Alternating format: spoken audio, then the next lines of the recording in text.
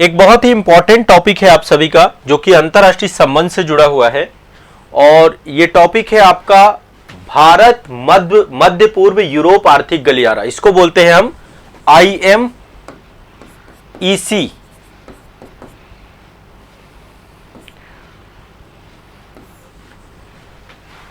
भारत मध्य पूर्व यूरोप आर्थिक गलियारा, ठीक है। तो ये आर्थिक गलियारा जो है आपका, जब G20 शिखर सम्मेलन आपका भारत में हुआ था, नई दिल्ली में G20 शिखर सम्मेलन आपका हुआ था, उसी में भारत मध्य पूर्व यूरोप आर्थिक गलियारा की बात हुई थी। इस परियोजना पर हस्ताक्षर किए गए थे। भारत, आप हेडिंग डाल लीजिए, ये बहुत इंपॉर्टेंट टॉपिक है। मध्य पूर्व,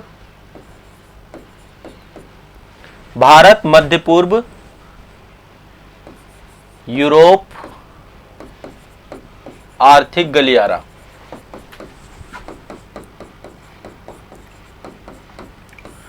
ठीक है, IMEC।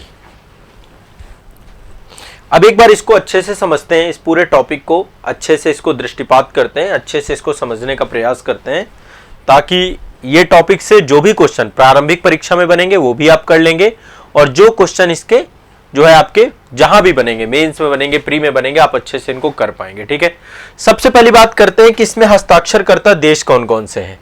देखिए, ये आपका दो भागों में बन रहा है, ये पूरा का पूरा गलियारा दो भागों में बन रहा है। पहला इसका नॉर्थ कॉरिडोर है और दूसरा इसका ईस्ट कॉरिडोर है। ठीक है, ईस्ट कॉरिडोर भारत से अरब की खाड़ी को जोड़ेगा, भारत को अरब की खाड़ी से जोड़ेगा, और जो नॉर्थ कॉरिडोर है अरब की खाड़ी को यूरोप से जोड़ेगा। ठीक है, तो ये पूरा यूरोप तक जोड़ रहा है। और चीन के द्वारा जो OBR पॉलिसी है, one road one belt initiative है, जो उसका एक काउंटर पॉलिसी के तौर पे भी आप इसको देख सकते हैं। बाकी ये एक वैश्विक इंफ्रास्ट्रक्चर के तौर पे भी आप देख सकते हैं। भारत मध्य पूर्व यूरोप आर्थिक गलियारे को लेकर के ये पूरा रूट है आपका। इस रूट पे हम डिस्कशन करेंगे, अभी चर्चा करेंगे इस पर्टिकुलर रूट पे। ठीक है, पहले एक बार ये देख लेते हैं कि कौन कौन से कंट्री हैं जिन कंट्रियों ने हस्ताक्षर किया इस पे। ठीक है, एक तो हमारा देश है भारत। G20 शिखर सम्मेलन जो 18वां हुआ था उसी में ही आपका ये रहा। दूसरा USA है इसका भागीदार, फिर है आपका सऊदी अरब, संयुक्त अरब अमीरात UAE। ठीक है, भारत, USA, सऊदी अरब, UAE। यूरोपीय संघ है इसमें, यूरोपीय संघ, इटली है। ठीक है, यूरोपीय संघ, इटली, फ्रांस और जर्मनी, यानी कि ये आपका जर्मनी तक बनेगा भी। ये तो इसके हस्ताक्षरकर्ता सदस्य देश हैं। ठीक है, इससे कई सारे बंदरगाहों को जोड़ा जाएगा, जिससे सी रूट आपका बनेगा और साथ में रेल रूट भी बनाया जाएगा। सी रूट भी बनेगा इस पूरे इंफ्रास्ट्रक्चर में। एक तरीके से समझिए इसका अल्टीमेट गोल क्या है, क्यों बनाया जा रहा है। इसका उद्देश्य है भारत को मध्य पूर्व और यूरोप के साथ जोड़ने के लिए एक व्यापक परिवहन नेटवर्क को इस्टेब्लिशमेंट करना, जिसमें रेल भी बनाई जाएगी, सड़क भी बनाया जाएगा और समुद्री मार्ग भी बनाया जाएगा। ठीक है, अल्टीमेट इसका उद्देश्य है कि परिवहन दक्षता को बढ़ाना, लागत को कम करना, आर्थिक एकता को बढ़ाना, रोजगार उत्पन्न करना और ग्रीन हाउस गैसेस के उत्सर्जन को कम करना। ठीक है, इसके अल्टीमेट मैं पहले गोल्स लिख देता हूं, क्योंकि गोल्स आपको पता होने चाहिए। इसका उद्देश्य क्या है, एक एक करके आप लिखते जाना। हस्ताक्षरकर्ता देश आपने लिख लिया। ठीक है, अब इसके गोल्स क्या क्या है। सबसे पहली बात, परिवहन दक्षता को बढ़ाना, ट्रांसपोर्टेशन पे काम करना, परिवहन दक्षता को इंक्रीज करना, बढ़ाना, लागत को कम करना, ट्रांसपोर्टेशन की लागत को कम करना। ओवरऑल देखो, ट्रेड को ये इंपावर्ड करेगा, है ना, लागत को कम करना। जो ट्रेड को लेकर के बहुत ज्यादा अभी क्या होता है, जो भी व्यापार हो रहा है वो व्यापार सी रूट से भी हो रहा है, और सी रूट में जो है केप ऑफ गुड होप, जो आपका अफ्रीका के नीचे से आकर के व्यापार होता है ना, और ये वाला रूट का भी यूज हो रहा है। लेकिन ओवरऑल जब ये कनेक्टिविटी आपकी स्टैब्लिश हो जाएगी तो इससे लागत काफी कम हो जाएगी। ठीक है, आर्थिक एकता को बढ़ाना, देशों की अर्थव्यवस्थाओं को आपस में जोड़ना, इसी को हम इकोनॉमिक यूनिटी की बात कर रहे हैं। आर्थिक एकता को बढ़ावा देना, सारे देशों की अर्थव्यवस्था को एक साथ जोड़ना, इससे बड़े स्तर पे रोजगार उत्पन्न होगा। तो रोजगार निश्चित तौर पे है ना, रोजगार सृजन भी कह सकते हैं, और इससे हम ग्रीन हाउस गैसेस के उत्सर्जन को भी कम कर पाएंगे। हाउस गैस उत्सर्जन को कम करना, इन अल्टीमेट जो है उद्देश्यों के साथ ही एक पूरा व्यापक नेटवर्क बनाया जा रहा है, परिवहन नेटवर्क एस्टेब्लिश किया जा रहा है। इसमें 3 चीजें बनाई जाएंगी, एक तो सड़क नेटवर्क के साथ भी जोड़ा जाएगा, रेल भी बनाई जाएंगी और आपका समुद्री परिवहन तो रहेगा ही, सी रूट तो आपका एस्टेब्लिश किया ही जा रहा है। ठीक है, तो ये तीनों तरीके का मार्ग आपका एस्टेब्लिशमेंट है। ठीक है, परिवहन दक्षता बढ़ेगी, लागत कम होगी, आर्थिक विकास होगा, रोजगार सृजन होगा और ग्रीन हाउस गैसेस का, और साथ में कनेक्टिविटी बढ़ेगी, बड़े स्तर पे एक इंफ्रास्ट्रक्चर एस्टेब्लिश होगा, तो जिससे एशिया से मध्य पूर्व और यूरोप जुड़ जाएगा। ठीक है, भारत से मध्य पूर्व, अरब का क्षेत्र पूरा का पूरा और जो है आपका यूरोप जुड़ जाएगा, इससे व्यापार बहुत तेजी से हो जाएगा। तो जैसे ये आपका पूरा होगा, तो पूरा होने के बाद आप समझिए कि कितने बड़े स्तर पे इस क्षेत्र में आर्थिक गतिविधियां बढ़ जाएंगी, और इससे एक इसका भू राजनीतिक इंपॉर्टेंस भी है। ठीक है, इसका एक भू राजनीतिक इंपॉर्टेंस भी है। जब भी कोई चीज हम देखते हैं हमेशा जियो स्ट्रेटेजिक तौर पे भी देखते हैं।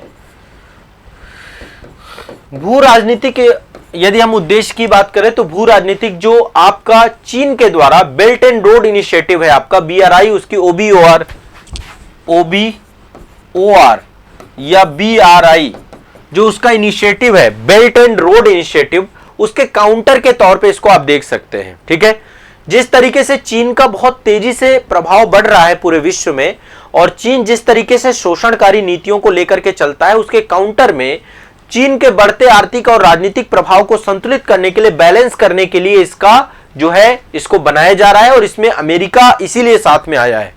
भारत भी है लेकिन साथ में अमेरिका भी है। ठीक है, तो इसलिए पूरा का पूरा एस्टेब्लिशमेंट किया गया है कि BRI को विफल किया जाए। ठीक है, एक तरीके से एक काउंटर चाइना पॉलिसी के तौर पे भी देखा जा रहा है, बेल्ट एंड रोड इनिशिएटिव के तौर पे। तो एक तो इसको देख लीजिएगा, इससे क्या होगा, एक बैलेंस क्रिएट होगा। जो चीन का प्रभाव बढ़ रहा है उस प्रभाव को लेकर के एक तो पहली बात, अमेरिका के साथ भारत के संबंध बहुत बेहतर होंगे, और जो भारत के पड़ोस में ही चाइना है, आप सभी जानते हैं, और चाइना जिस तरीके से भारत को भी लगातार तंग करता रहता है, नीचे से चारों तरफ से घेर रहा है, उन सब के काउंटर के तौर पे ये एक बहुत बड़ा जो है इनिशिएटिव आपका एस्टेब्लिशमेंट किया गया है। अच्छा, एक और बहुत मजे की बात है जिसको लेकर कभी डिस्कशन होता नहीं है, इससे क्या होगा, ये जो पूरा का पूरा इनिशिएटिव आपका एस्टेब्लिशमेंट हो रहा है, इससे क्या होगा, अब आप देखिए, इससे बहुत सारे सभ्यताएं आपस में कनेक्ट हो जाएंगी। कई सारी पुरानी सभ्यताओं से होकर के पूरा का पूरा रूट जा रहा है। आपको पता है भारत में प्राचीनतम सभ्यता इंडस वैली सिविलाइजेशन हुआ करती थी। अरब वाले क्षेत्र में यहाँ पे मेसोपोटामिया सभ्यता, ईरान तो नहीं है इसमें, सऊदी अरब वाला क्षेत्र है, ईरान ऊपर हो जाता है, पर ये अरब वाला क्षेत्र, यहाँ पे सभ्यता जो थी, इधर ग्रीस में यूनान की सभ्यता। तो प्राचीन सभ्यताओं का आपस में एकीकरण भी है आपका, है ना, महाद्वीपों का एकीकरण है, सभ्यताओं का एकीकरण है, और काउंटर चाइना पॉलिसी के तौर पे भी आप इसको देख सकते हैं। ठीक है, एक जो समस्या और है, भारत सबसे ज्यादा पीड़ित है पाकिस्तान से। यहाँ पे अफगानिस्तान में भी अस्थिरता का माहौल है, ईरान की स्थिति भी, मतलब जैसे ईरान भी कहीं ना कहीं पे जो है अमेरिका से नहीं बन रही। तो ये पूरा ओवर रूट, मतलब यहां से पूरी जो कनेक्टिविटी आपकी जोड़ी गई है, ये कनेक्टिविटी क्या करेगी, आपका जो है ये भारत की जो समस्या है, पाकिस्तान की ओवरलैंड कनेक्टिविटी को तोड़ना, मतलब पाकिस्तान को लेकर के हर बार रिश्ते जैसे तनाव में आ जाते हैं, ये पूरा का पूरा रूट आपका बाधित हो जाता है। आज तक तापी परियोजना नहीं चल पाई आपकी, तापी परियोजना आज तक सफल नहीं हो पाई, जिसके तहत एक गैस पाइपलाइन आपका जो है आना था भारत में तुर्कमेनिस्तान से, तो वो पाकिस्तान ही एक बहुत बड़ा बाधक के तौर पे। तो पाकिस्तान की जो लैंड वाली एक जो मोनोपोली है उसको ब्रेक कर देंगे हम इससे। ठीक है, तो भारत की ओवरलैंड कनेक्टिविटी से पाकिस्तान को दरकिनार कर दिया जाएगा, ताकि जो लगातार बाधा बनी हुई है हमारे विकास में उसको भी हम खत्म कर देंगे। तो देखो, एक तीर कई निशान है। ठीक है, एक तो पाकिस्तान को भी हमने इससे दरकिनार कर दिया, दूसरा काउंटर चाइना पॉलिसी स्टैब्लिश हो गई, कई सारी सभ्यताएं आपस में कनेक्टिविटी हो जाएगी इससे, और इससे अरब प्रायद्वीपी के साथ हमारा एक रणनीतिक स्ट्रेटेजिक जुड़ाव हो जाएगा। इस गलियारा से भारत के अरब प्रायद्वीप के साथ राजनीतिक और रणनीतिक संबंध बहुत तेजी से बढ़ेंगे, भारत अरब कनेक्टिविटी बहुत तेजी से बढ़ेगी इससे। तो जो ये गलियारा आपका स्टैब्लिश हो रहा है, ये आपका गलियारा जो है दो भागों में बनेगा, कई सारे बंदरगाहों को आपस में जोड़ा जाएगा इस पूरे गलियारा में। ठीक है, अभी मैं आपको बता देता हूं कौन कौन से आपके बंदरगाह जोड़े जाएंगे। पहला बन रहा है ईस्ट कॉरिडोर, ये ईस्ट कॉरिडोर भारत से अरब को जोड़ेगा। ठीक है, और दूसरा बन रहा है आपका नॉर्थ कॉरिडोर, ये अरब की खाड़ी को यूरोप में जोड़ेगा। ठीक है। तो जो आपका ईस्ट कॉरिडोर है इसका, इसमें भारत और मध्य पूर्व जो आपका पूरा का पूरा ये क्षेत्र है, इसमें देखिए कौन कौन से बंदरगाह आएंगे। यहां पे मैं लिस्ट बना रहा हूं, भारत के कौन कौन से बंदरगाह इसमें जोड़े जाएंगे। 3 बंदरगाहों को भारत के जोड़ा जाएगा। एक तो आपका मुंद्रा है, गुजरात में पड़ता है मुंद्रा, ठीक है, गुजरात में है मुंद्रा। फिर है आपका कांडला, मुंद्रा, कांडला। इसके बाद है Jawaharlal Nehru port trust, Jawaharlal Nehru port trust, ये मुंबई में है आपका। ये दोनों आपके गुजरात के हैं, ठीक है। इसके बाद आप मिडिल ईस्ट में देखेंगे, मध्य पूर्व में, अरब वाले क्षेत्र में, तो एक तो यूएई का आपका जोड़ा जाएगा। यूएई का आपका जो बंदरगाह है इसका नाम है फुजैरा। बंदरगाहों के नाम आप लोग लिख लीजिएगा। यूएई का बंदरगाह है आपका फुजैरा, फुजैरा। और एक बंदरगाह और जोड़ा जाएगा जिसका नाम है जेबल अली, जेबल अली। फुजैरा और जेबल अली, ये 2 जोड़े जाएंगे आपके, ठीक है। और सऊदी अरब में भी कई सारे जोड़े जाएंगे। एक और इसमें जोड़ेंगे आबू धाबी को, आबू धाबी, ठीक है। यूएई में 3 जोड़ रहे हैं। फिर सऊदी अरब, सऊदी अरब के जो बंदरगाह आपके जोड़े जाएंगे, एक तो आपका दम्मन बंदरगाह है, दम्मन बंदरगाह। दूसरा आपका बंदरगाह है रास अल खैल, रास अल खैर, रास अल खैल, ये बंदरगाह भी आपका साथ में जोड़ा जाएगा, ठीक है। तो ये आपके जो है पहला जो ईस्ट कॉरिडोर आपका बनेगा उससे आपको जोड़ेंगे। और इसके बाद एक रेलवे लाइन स्टैब्लिशमेंट की जाएगी फुजैरा बंदरगाह से, जो कि आपके 2 जगहों पे जाएगी। एक रेलवे लाइन बनाई जाएगी, रेलवे लाइन आपकी स्टैब्लिशमेंट की जाएगी।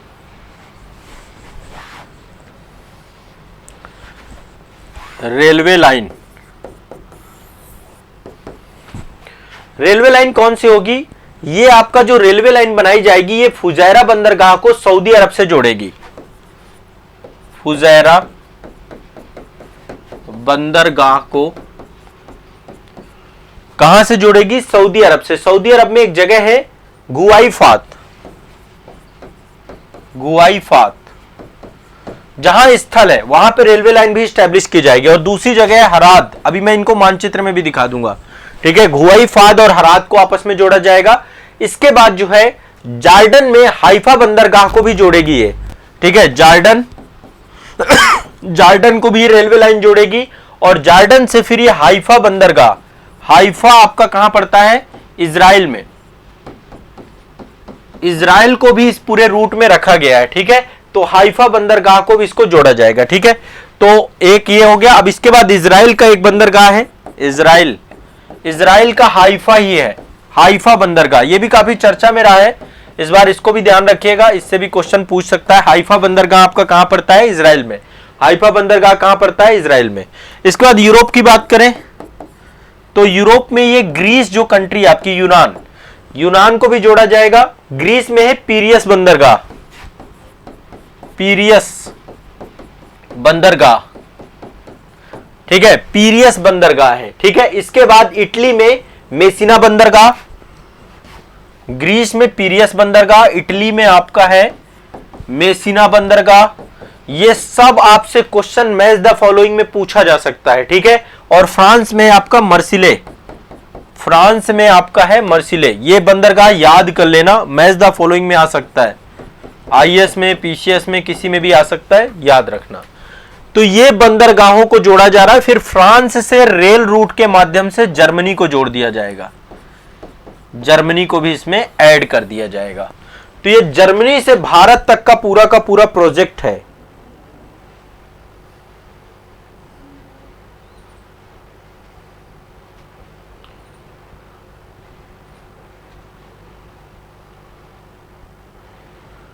इजराइल हमास से कितना प्रभावित होगा ये रूट? अभी तो देखो इसमें बाधाएं हैं, काफी सारी बाधाएं हैं इस रूट को बनने में। तो इजराइल हमास युद्ध जो अभी आपका चल रहा है उसके कारण से पूरा क्षेत्र अशांत है, और कहीं ना कहीं पे जब तक यहाँ पे शांति का माहौल नहीं रहेगा तब तक ये प्रोजेक्ट अच्छे तरीके से काम कर ही नहीं पाएगा। ठीक है, तो ये काम के लिए इसको इस्टेब्लिशमेंट करना सबसे ज्यादा जरूरी है। और देखो इजराइल हमास की जहां तक हम बात करेंगे ना, तो कहीं ना कहीं पे ये पूरा का पूरा मुद्दा इजराइल और हमास फिलिस्तीन इन दोनों के मध्य का मुद्दा है। ठीक है, और इस मुद्दे को जब तक सुलझाया नहीं जाएगा तब तक कहीं ना कहीं पे यहां पे बाधाएं बनी रहेंगी। कोई भी देश जिन देशों का युद्धरत होगा तो निश्चित तौर पे कनेक्टिविटी में प्रॉब्लम आएगी। तो निश्चित तौर पे जो है इजराइल और हमास के बीच में जो समस्याएं चल रही हैं उनकी शांति सबसे ज्यादा जरूरी है। ठीक है, बिल्कुल इसका प्रभाव पड़ेगा इस पूरे युद्ध से। तो ये आप देख सकते हैं यहां से सी रूट, फिर ये पूरा का पूरा रेल रूट आपका इजराइल तक एस्टेब्लिश किया जाएगा, और रेल रूट के बाद फिर सी रूट आपका रहेगा। सी रूट भूमध्य सागर में सी रूट है, इसमें ग्रीस को भी जोड़ेंगे, इटली को भी जोड़ेंगे, फ्रांस को भी जोड़ेंगे, और फिर यहां से जर्मनी तक आपका पूरा का पूरा ये रूट आपका जाएगा। ठीक है, तो एक तो ये ध्यान रखिएगा इसमें काउंटर चाइना पॉलिसी है। चीन का जो है BRI प्रोजेक्ट है उसको जो है पूरी तरीके से फेल करेगा आपका ये। दूसरा, कई सारे कॉन्टिनेंट को आपस में जोड़ेगा, कई सारी सभ्यताओं को आपस में जोड़ेगा, और पाकिस्तान के साथ जो ओवरलैंड कनेक्टिविटी है उसके वीटो को तोड़ देगा ये। अरब के साथ भारत का रणनीतिक जुड़ाव हो जाएगा, और इसके साथ साथ एक अंतर क्षेत्रीय कनेक्टिविटी भी स्टैब्लिशमेंट होगी, और इससे जो है अरब में जो राजनीतिक तनाव का माहौल रहता है वो भी कम होगा, है ना। जब UAE, अरब, कई सारे कंट्रीज आपस में जुड़ जाएंगे तो निश्चित तौर पे जो अरब प्रायद्वीप में काफी तनाव की स्थिति हम देखते हैं उसको खत्म करने में भी सहायता होगी। तो शांति बनाने के लिए भी बुनियादी ढांचा एक तरीके से स्टैब्लिश होगा। इस इंफ्रास्ट्रक्चर से इन सभी देशों के साथ एक अच्छे रिलेशन बनेंगे और ये पूरा एरिया शांति की ओर भी आगे बढ़ेगा। क्योंकि देखो अभी तो ये सारे जुड़ रहे हैं, धीरे धीरे इसका विस्तार भी होगा। अगले चरण में हो सकता है इसको अफ्रीका से जोड़ दे, और उसके अगले चरण में जो है इंटरकनेक्टिविटी रेलवे लाइन दे दें, तो अदर जो लैंडलॉक कंट्रीज हैं उनके साथ जोड़ दें। तो ये शांति के लिए बुनियादी ढांचा के तौर पे भी इसका इस्टेब्लिशमेंट आप समझ सकते हैं। आप यदि सोच रहे हो इतना ही रहेगा, नहीं, इसका विस्तार भी होगा, कई सारे कंट्रीज के साथ इसको जोड़ेंगे भी बाद में। आगे चल के ट्रांस अफ्रीकी कॉरिडोर के साथ इस्टेब्लिशमेंट किया जाएगा, तो अफ्रीका के साथ रणनीतिक जुड़ाव भी करेंगे। तो व्यापार को आप सोचिए कि अब एक वैश्विक नेटवर्क इस्टेब्लिशमेंट हो रहा है। ये तो पहला चरण है ना, जिसमें ईस्ट कॉरिडोर और नॉर्थ कॉरिडोर को इस्टेब्लिशमेंट करना है। फिर इसके बाद आपको क्या लगता है, अफ्रीका के साथ नहीं जोड़ेंगे, अफ्रीका के साथ ट्रांस अफ्रीकी कॉरिडोर इस्टेब्लिशमेंट किया जाएगा। ठीक है, ये भी योजना चल रही है आपकी, जिससे पूरे अफ्रीका को जोड़ दिया जाएगा एक साथ। तो 55 कंट्रीज है अफ्रीका में, वो सारी कंट्री का आपस में जुड़ना। और यूरोप में जर्मनी तक जाने का मतलब है पूरा यूरोपीय संघ है इसमें साइन करने वाला, यूरोपीय संघ के सारे देश इसके साथ इंटरकनेक्ट होंगे फ्यूचर में। तो एक तरीके से आप सोचिए कि चाइना की जो one belt one road initiative है वो पूरी तरीके से फेल हो जाएगा, और इंडिया की इकोनॉमी बहुत बूस्ट होगी, व्यापार को बहुत गति प्रदान होगी, इससे एक औद्योगिक विकास की तरफ हम जा पाएंगे। ऐसा जो है ट्रांसपोर्टेशन से बड़े स्तर पर रोजगार इस्टेब्लिशमेंट कर पाएंगे, ऊर्जा सुरक्षा और संसाधनों का भी अभिगमन कर पाएंगे, और इससे स्पेशल इकोनॉमिक जोन भी इस्टेब्लिशमेंट कर पाएंगे। ठीक है, तो ये आपको ध्यान में रखना है, ये पूरा का पूरा मुद्दा इससे जुड़ता है। कई कंट्रीज के साथ जो है रिश्ते और बेहतर से बेहतर होते चले जाएंगे भारत के, इसको लेकर के आपको दिमाग में बैठाना। अब इसका सबसे बड़ी चीज है कि फंडिंग क्या है। अभी इसको लेकर कई सारी चुनौतियां हैं। पहली बात फंडिंग की चुनौती है कि इसमें कितना खर्चा आएगा, इसका गलियारे का निर्माण करना, निर्माण करने के साथ उसका रख रखाव करना, ये अपने आप में बहुत सारी चैलेंजिंग है। कितना पैसा लगेगा, कितना वित्त लगेगा, ये अपने आप में एक बहुत बड़ी चुनौती है। तो धन के स्रोतों की पहचान करना, उनका अनुमान लगा पाना, कितना खर्चा आएगा। आमतौर पे अभी तक जो अनुमान लगाया गया है वो 3 बिलियन अमेरिकी डॉलर से, इतना आसान नहीं है। देखो हमें किताबों में कापियों में पढ़ने से नहीं होता, धरातल स्तर पर 3 बिलियन US डॉलर से लेकर के 8 बिलियन US डॉलर तक इसका खर्चा आएगा, जो कि एक बहुत बड़ी अमाउंट है। ठीक है, तो 3 बिलियन US डॉलर से लेकर 8 बिलियन अमेरिकी डॉलर तक इसके बीच में खर्चा आएगा। कौन इसमें कितनी फंडिंग करेगा, ये सारे मुद्दे बहुत बड़ी इंपॉर्टेंट बातें हैं। तो अभी इसको लेकर के कई सारी चुनौतियां हैं, जटिलताएं हैं, जिनको हमें ध्यान में रखना पड़ेगा। ठीक है, तो ये एक बहुत इंपॉर्टेंट मुद्दा। अब इससे मैं एक क्वेश्चन आप लोगों को दे रहा हूं, और मैं चाहता हूं कि इस क्वेश्चन को आप लोग जरूर लिखिएगा। ठीक है, क्वेश्चन है क्वेश्चन आप लोग लिख लीजिए, मैं अभी क्वेश्चन इसमें ऐड कर देता हूं।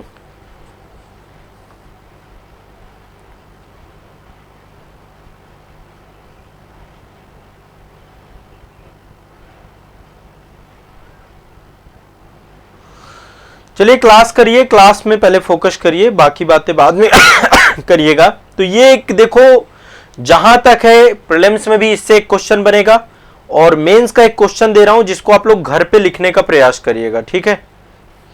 सभी से आग्रह है।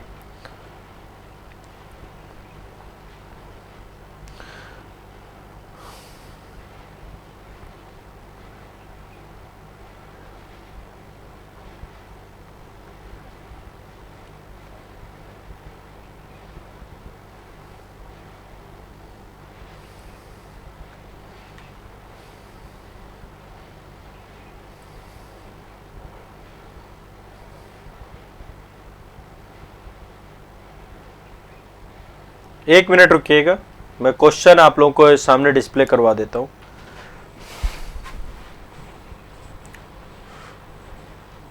सभी लोग क्वेश्चन लिखेंगे। देखो, पढ़ने का मतलब यही है कि अब आप लिख पाओ, है ना? पढ़ने का मतलब यह है कि अब आप लिख पाओ। यदि आप नहीं लिख पाओगे तो फिर कोई मतलब नहीं है। क्लास किया और क्लास करके चले गए, परीक्षा वाले दिन क्या करोगे बताओ? इसीलिए कहता हूं पढ़ाई पे ध्यान दो। जो चीजें बता रहा हूं, जो पॉइंट बता रहा हूं, उन पे काम करना है आपको। भैया ये स्टेट पीसीएस वाले बच्चों के लिए भी है ये क्वेश्चन, जो यूपी पीसीएस दे रहे हैं आप लोग के लिए भी है क्वेश्चन, ठीक है? आईएएस वालों के लिए है, यूपी पीसीएस वालों के लिए है। आईआर जहां भी पूछी जाती है, हर एक स्टेट पीसीएस में जहां पे भी आईआर का सिलेबस है, ये क्वेश्चन आपसे पूछा जाएगा। ये कोई अलग नहीं है ना, टॉपिक वाइज देखिए यही है। भारत मध्य पूर्व यूरोप आर्थिक गलियारा क्या है? इसके प्रमुख विशेषताओं को रेखांकित कीजिए। ये क्वेश्चन निकाल सकते हैं, आराम से लिख सकते हैं, बता सकते हैं ये गलियारा क्या है आपका। अच्छा, इसकी शुरुआत कैसे करेंगे लिखने की? अभी तक जितनी चीजें बताई उन्हीं का उपयोग करना है आपको। काफी चीजें बताई है मैंने आपको, ठीक है? अब उन्हीं का उपयोग करना है, उन्हीं को लिखने का प्रयास करना है। शुरुआत आप करिए G20 शिखर सम्मेलन से, जब इसके बनने की बात हुई थी तो आप ये लिखिए, G20 शिखर सम्मेलन के दौरान एक महत्वपूर्ण घोषणा के तौर पे प्रधानमंत्री नरेंद्र मोदी जी ने भारत मध्य पूर्व यूरोप आर्थिक गलियारे की योजना का अनावरण किया, जो एक अभूतपूर्व पहल थी, जो वैश्विक व्यापार एवं कनेक्टिविटी को नया आकार देने का वादा करती है और एक जो है व्यापक जो है नेटवर्क एस्टेब्लिश करती है, एक वैश्विक व्यापक परिवहन नेटवर्क एस्टेब्लिश करती है। तो ये गलियारा में कौन कौन सम्मिलित है, उन देशों के नाम लिख दीजिए। भारत, संयुक्त अरब अमीरात, सऊदी अरेबिया, यूरोपीय संघ, अमेरिका, इटली, जर्मनी, है ना, सारे नाम लिख दीजिए, ठीक है? और बताइए एक ऐतिहासिक उद्यम बनने की ओर अग्रसर है।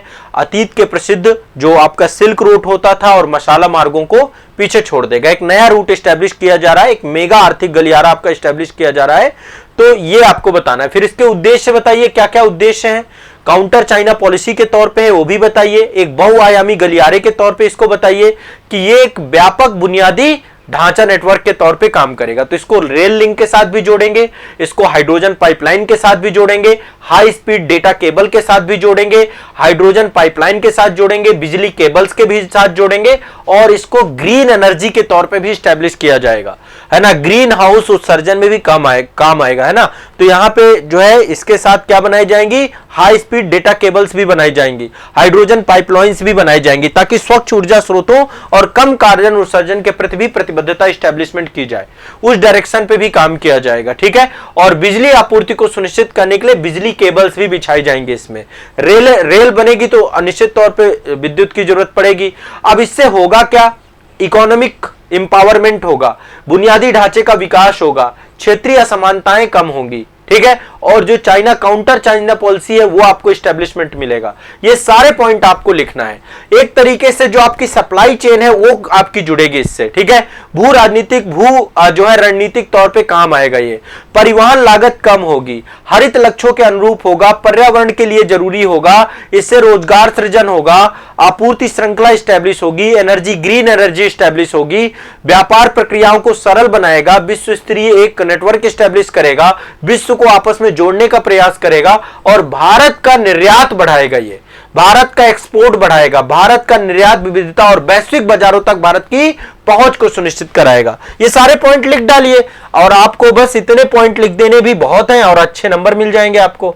ठीक है, जो कुछ भी पढ़ा रहा हूं यदि आप उसको लिख नहीं रहे हो तो कोई फायदा नहीं है, सब कुछ पढ़ाने का कोई फायदा नहीं है यदि आप आंसर राइटिंग नहीं करोगे। इसलिए मेरा आग्रह है आप सभी से कि आप लिखा जरूर करो, ये सब पॉइंट इंपॉर्टेंट है, लिखा जरूर करो, बिना लिखे बात नहीं बनेगी।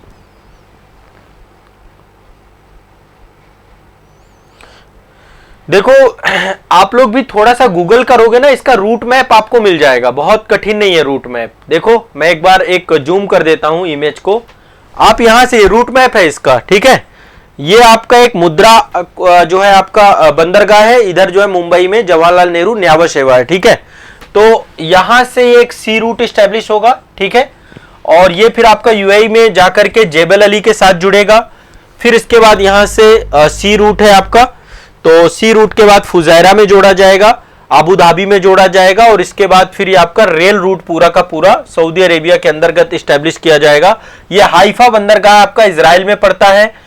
एक बार गूगल कर लेना, ये इमेज आपको मिल जाएगी, नहीं तो आजाद है एकेडमी के टेलीग्राम चैनल पे मैं इमेज डाल दूंगा, ये आप देख लेना। ठीक है, ये इमेज मैं शेयर कर दूंगा आपको आजाद है एकेडमी के यूट्यूब चैनल पे, अभी भेज देता हूं। ठीक है, अभी मैं इमेज भेज देता हूं, आप लोग टेलीग्राम पे देख लीजिएगा। बाकी मैं चाहता हूं कि आप लोग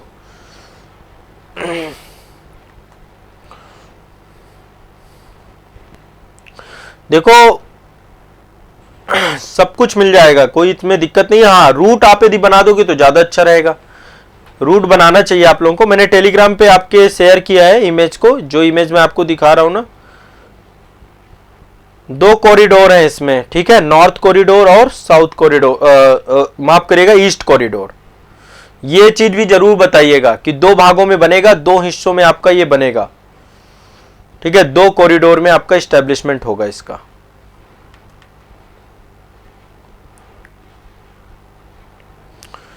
तो आप लोग देख लीजिएगा। अब कोई दिक्कत, इसको लिख पाओगे आसानी से, कोई प्रॉब्लम नहीं है ना? इस पे आंसर राइट करना है, याद करना है इसको।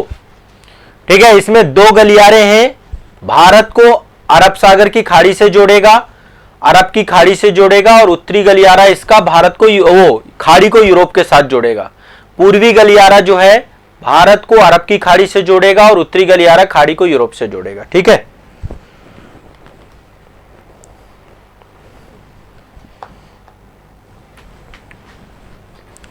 चलिए बहुत बढ़िया, इसको लिखने का प्रयास करिएगा सभी लोग।